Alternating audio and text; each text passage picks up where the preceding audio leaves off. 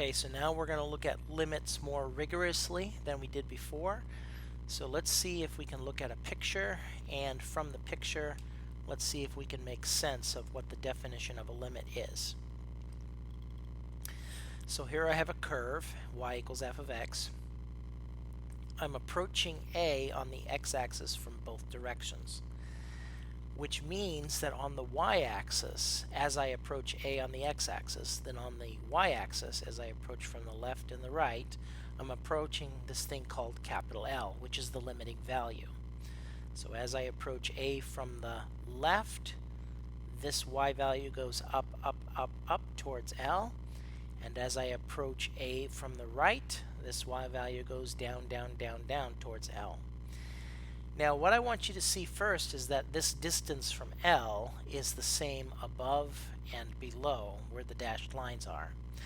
We're going to call those distances epsilon. And epsilon is going to represent a very small number.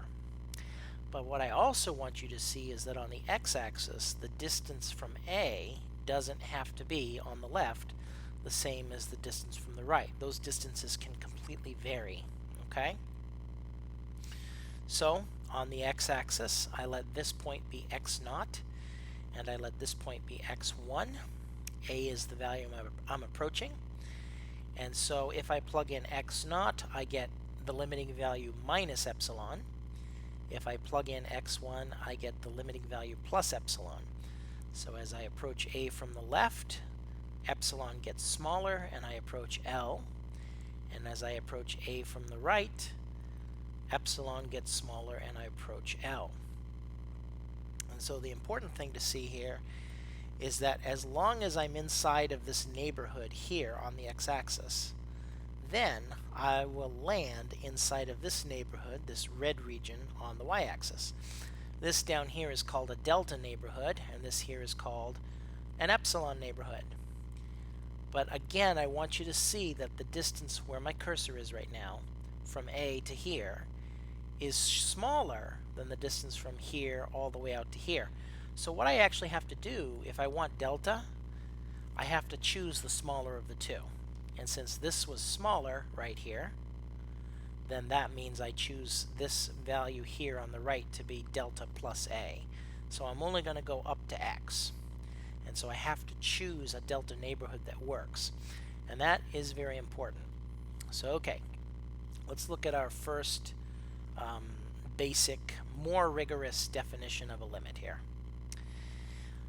Let f be defined for all x in some open interval containing the number a, with possible exception that the function need not be defined at a. We will write the limit as x goes to a of f of x equals L if, given any number epsilon larger than 0, we can find an open interval somewhere from x0 to x1 containing the point a such that the function satisfies the following inequality.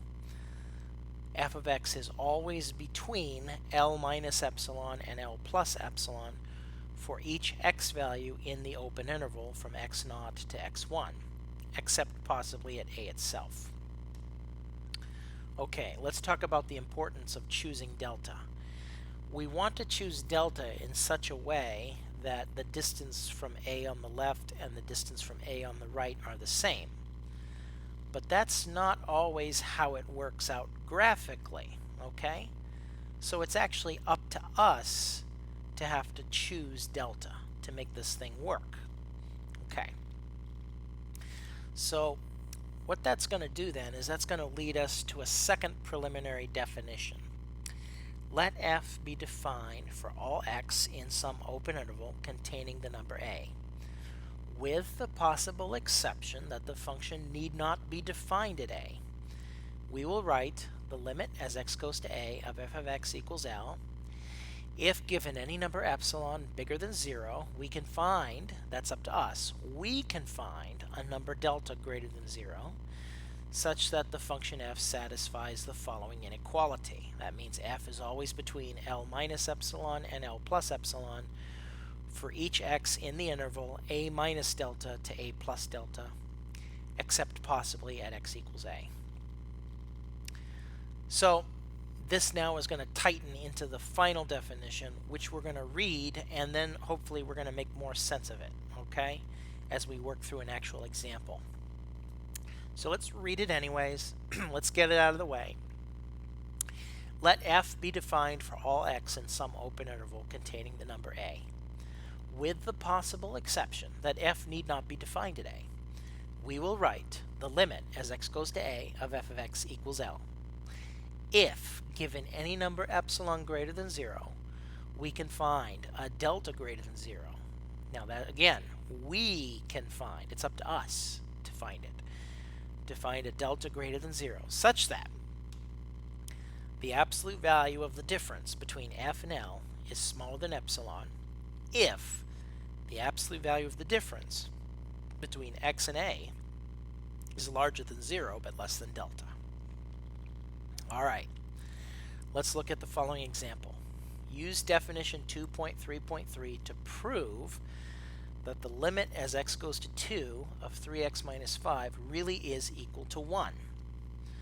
So what we're going to do is we're going to make this match the definition. I have to get the absolute value of f of x minus L less than epsilon if this is true. So looking at this, my L is the number 1 and my a is the number 2. So the absolute value of f of x minus L less than epsilon becomes the function minus 1 is less than epsilon. Now, minus 5 minus 1 is negative 6. The absolute value of x minus a less than delta becomes the absolute value of x minus 2 is less than delta. So first we must discover a value of delta for which this statement holds. So what we're going to do here is we're going to pull out a 3. We're going to factor out a 3. And then we can divide both sides by 3. And now this right here, absolute value of x minus 2, matches this over here. So therefore, if I choose my delta to equal epsilon over 3, I have made the proof work. In other words, since this now matches on the left what's on the right, I can choose my delta value to be epsilon divided by 3. And that will ensure that what's on the right here also works. And that's what proves the limit. Now for linear functions like 3x minus 5, this is going to be really easy because all you're going to have to do is factor something out. Let's look at another example. Let's prove that the limit as x goes to 0 from the right of the square root of x equals 0. Again, we make this look like the definition. So we subtract 0 to the other side, slap an absolute value around it, and pop an epsilon here. So the absolute value of the square root of x minus 0 is smaller than epsilon if 0 is less than x is less than 0 plus delta. How do I get rid of the square root? I square both sides. And that means that x would be less than epsilon squared. Remember, x is the same thing as x minus 0, so that's the only reason I don't have the absolute value of x minus 0 here. Also, it's the limit as x goes to 0 from the right, so x is positive, so there's no reason to have an absolute value. So now because I'm at this stage, I can actually choose my delta here to be epsilon squared. By choosing delta to be epsilon squared, I've ensured that I will land inside the epsilon neighborhood. And so this is going to help me choose my delta value. My delta equals epsilon squared because the left now matches the right. X matches x. Delta is not necessarily unique. So, okay, what does that mean? In preparation for our next example, we note that the definition of delta in 233 is not unique. Once we've found a value of delta that fulfills the requirements of the definition, then any smaller positive of delta will also fit those requirements. So let's say delta is 0.1. Well, that means 0.05 would also work. So in that sense, delta is not unique. Let's look at example 3. Let's prove that the limit as x goes to 3 of x squared is equal to 9. So we subtract the 9 to the other side and slap an absolute value around it, make it less than epsilon. That's the first part. So x squared minus 9 absolute value is smaller than epsilon if 0 is less than the absolute value of x minus 3 is less than delta. Now because I'm approaching 3 from the left and the right, that's why I need the absolute value. But this is factorable. This factors into the absolute value of x plus 3 times the absolute value of x minus 3. And notice that this part right here matches the delta part. But this needs to go away somehow. I have to get rid of the x plus 3 somehow, some way. Question, how do I do that? How do I get rid of the absolute value of x plus 3? To make this statement hold, we need to find a delta that, in double quotes, controls the size of both factors on the left and the right. However, the condition on the right side gives us a direct control on the size of absolute value of x minus 3, but not of the absolute value of x plus 3. And so to get around this difficulty, let's temporarily replace the factor of x plus 3, absolute value, by some constant. In other words, we say that it's going to be bounded above by something, and look for delta such that it's bounded. So we replace this with k. We divide both sides by k. And so our definition, our proof is satisfied if we choose delta to be epsilon over k. But the question is, what is k? Well, let's assume that k can be chosen such that the absolute value of x plus 3 is smaller than k. In which case, it will also be true, if this is true, then it will also be true that the absolute value of x times the absolute value of x minus 3 less than epsilon, if this is true here. And thus, if we can find k so that step 10 holds, then by choosing delta, as in step 9, we'll make number 8 hold, and that will make 7 hold. To find k, let's arbitrarily choose delta so that delta is less than or equal to 1. This is justified because our earlier observation that once a value of delta is found, then any smaller positive value of delta can also be used. Thus, if it so happens that delta is bigger than 1, then delta equals 1 is perfect, guaranteeing that delta is less than or equal to 1. If we impose the restriction on delta, then it will follow from side 8 that the absolute value of x minus 3 less than 1 is the equivalent to x being between 2 and 4. Then we add 3 to both sides, which means x plus 3 is greater than 5 but smaller than 7, and that makes 7 our k value. So x plus 3 is bounded above by 7 if we choose delta equal 1. Thus, given epsilon greater than 0, we can take k to equal 7, and hence from step 9 we can take delta to be epsilon over 7, or smaller, subject to the restriction that delta is less than or equal to 1. We can achieve this by taking delta to be the minimum of the numbers, epsilon over 7 and 1. Whichever one's smaller is the one that we want. See, epsilon only has to be a positive number. It doesn't have to be like 0.1. It could be 10, okay? Just has to be positive. And so finally we choose delta to be the minimum of the two numbers, whichever one's smaller, epsilon over 7 or 1.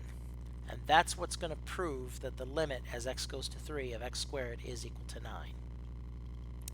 So okay, you may be wondering how we knew to make the restriction delta less than or equal to 1 instead of 1/2 or 5. Reality? It doesn't matter. Any restriction of the form delta less than or equal to c will work, because in the end we're going to choose the minimum, and that will make the whole thing work. How do we define infinite limits rigorously? How do we talk about those rigorously? Let f be defined for all x in some infinite open interval extending in the positive x direction. We will write the limit as x goes to positive infinity of f of x to equal L.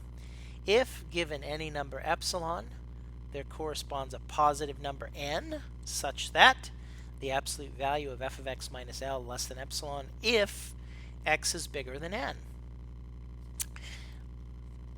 On the other side of things, the negative infinity limit, let f of x be defined for all x in some open interval, extending in the negative x direction. We write the limit as x goes to negative infinity of f of x equals L. If given any number epsilon bigger than 0, there corresponds a negative number n, such that the absolute value of f of x minus L is less than epsilon if x is smaller than n. So here's a graph of a function. And what I want to do is take an infinite limit, so I want to let x go to positive infinity. Here's the value of n right here. And notice that after n, the function always stays between L plus epsilon and L minus epsilon. So after n, it's always between those two horizontal lines. Here's the negative infinite limit. I want to let x go to negative infinity. So here's the value of n. And notice for the value of x smaller than n, the function again always stays between L plus epsilon and L minus epsilon. Let's prove that the limit as x goes to positive infinity of 1 over x really is equal to 0. So what we do is we apply the definition from 2, 3, 4. F is 1 over x and L is 0. We must show that given epsilon bigger than 0, we have to find a number n that's greater than 0, such that 1 over x minus 0 absolute value is smaller than epsilon if x is bigger than n. Now because x goes to positive infinity, we can assume that x is greater than 0. Thus, we can eliminate the absolute value. Now, on taking reciprocals, this means that x is bigger than 1 over epsilon if x is bigger than n. So all we have to do is set this value of n equal to 1 over epsilon, and that satisfies the requirement. And that proves it right there. In section 2.1, we discussed limits of the following type from an intuitive point of view. We discussed as it approaches a, positive infinity, as it approaches a, negative infinity, and so on and so forth. Recall that each of these expressions describes a particular way in which the limit fails to exist. The positive infinity indicates that the limit fails to exist because f increases without bound. And the negative infinity indicates that the limit fails to exist because f of x decreases without bound. And these ideas are captured more precisely in these following definitions. Definition 236. Let f be defined for all x in some open interval containing a, except that f need not be defined at a. We will write the limit as x goes to a of f of x is positive infinity. If given any number positive, m, we can find a delta bigger than 0, such that f satisfies the following conditions. F of x is bigger than m if 0 is less than x minus a, absolute value is less than delta. So if we're inside of a delta neighborhood, then the function's bigger than that positive m. Also, for the negative limit, we need to find a negative number m such that the number delta greater than 0 satisfies f of x less than m if, again, we're inside the delta neighborhood. So here's some pictorial examples of infinite limits. In the blue here, we're inside the delta neighborhood. Here's the horizontal line, y equals m. So as long as we're inside this delta neighborhood, the y values always turn out bigger than m, regardless of where we are. Here is the delta neighborhood. Here's y equals m. M is a negative number. And so as long as we're inside the delta neighborhood, y is less than m. And so this would be an infinite limit going to negative infinity. Example 5, let's prove that the limit as x goes to 0 of 1 over x squared is equal to positive infinity. So applying definition 236 with the function equal to 1 over x squared and a equals 0, we must show that given a number m greater than 0, we can find a delta greater than 0 such that 1 over x squared is greater than m if we're inside the delta neighborhood. On taking reciprocals, x squared is less than 1 over m. But x squared less than 1 over m if the absolute value of x is less than 1 over the square root of m. So we would take delta to equal 1 over the square root of m. And that would satisfy our proof. So as long as delta is equal to this, we'll have ourselves an infinite limit. And that is the homework. We're going to do quite a bit of practice here. Every time we go through this lesson, because this definition of a limit is rather abstract, it indicates year to year that we need a lot more practice. So if this doesn't make perfect sense right now, it probably won't right now. It's only going to make sense as we begin to practice through the homework. Okay? So, God bless you wherever you are today.